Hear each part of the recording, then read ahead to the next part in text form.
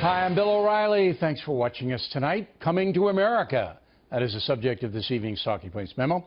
One of the reasons Donald Trump won the presidency is that millions of Americans now believe they are being conned on immigration.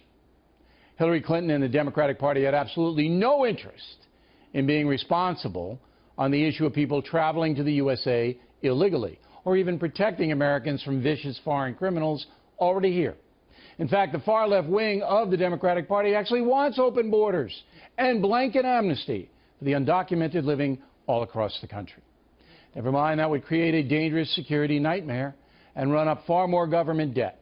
Liberal zealotry sees America as a nation driven by white privilege and wants to flood the USA with new citizens. The fewer restraints, the better. And it doesn't matter that Hillary Clinton might not be that extreme.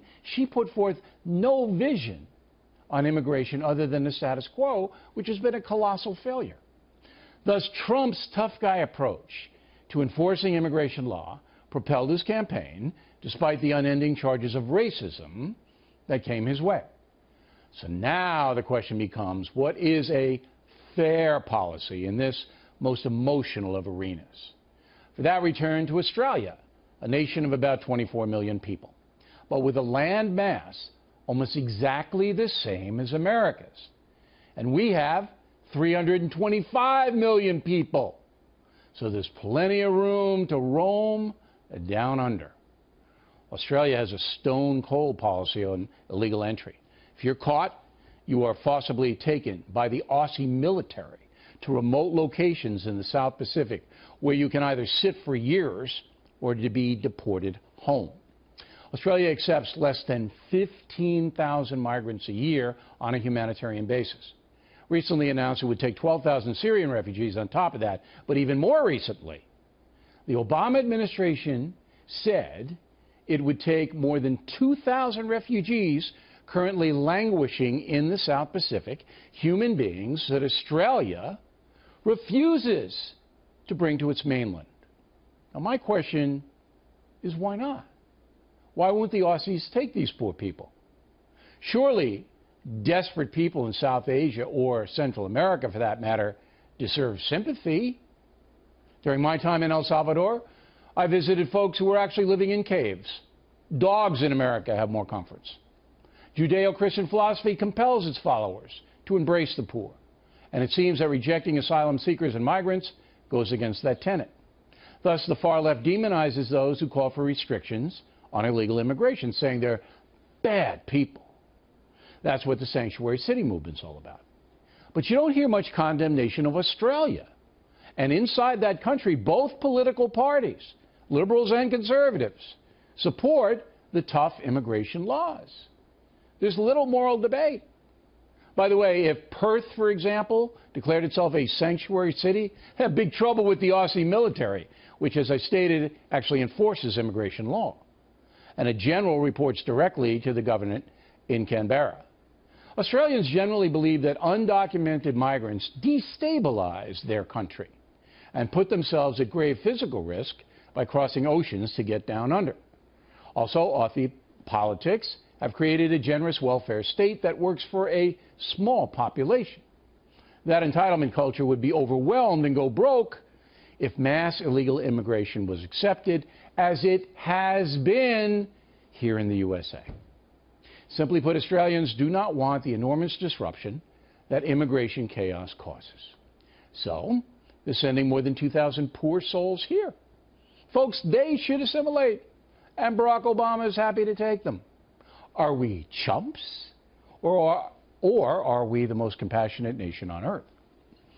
President Trump will have his hands full trying to figure out how to get things under control on the immigration front.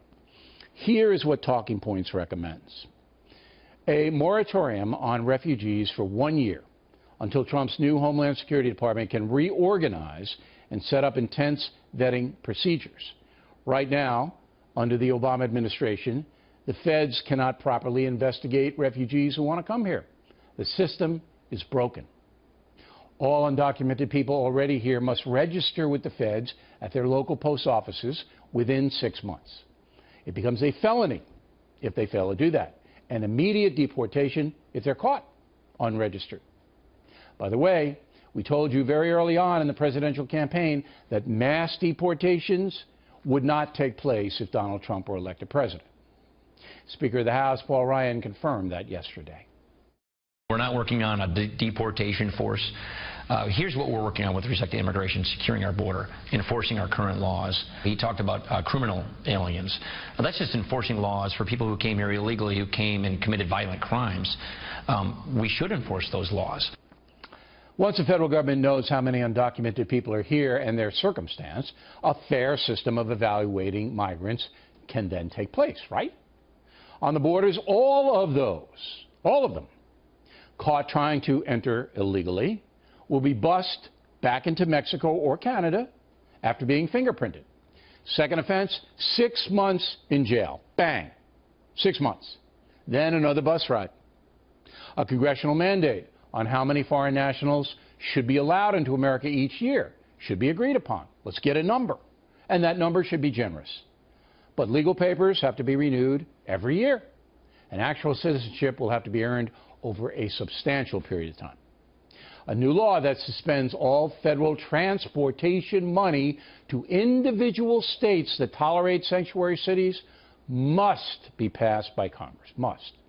Texas, now in the process of outlawing sanctuary cities, punishing them financially.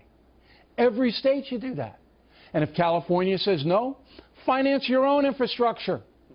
Same with all other defiant states. No money for transportation. Nothing from the federal government. You'll see how fast they change. Finally, build effective barriers along the southern border using the Army Corps of Engineers. The barriers designed to stop the flow of people and drugs illegally into this country. Come on, enough's enough. If I could help every poor person and abused person in the world, I would, but I can't. So I do what I can without making things worse by supporting policies that hurt the country at large. Australia has figured this out. We can too. And that's a memo.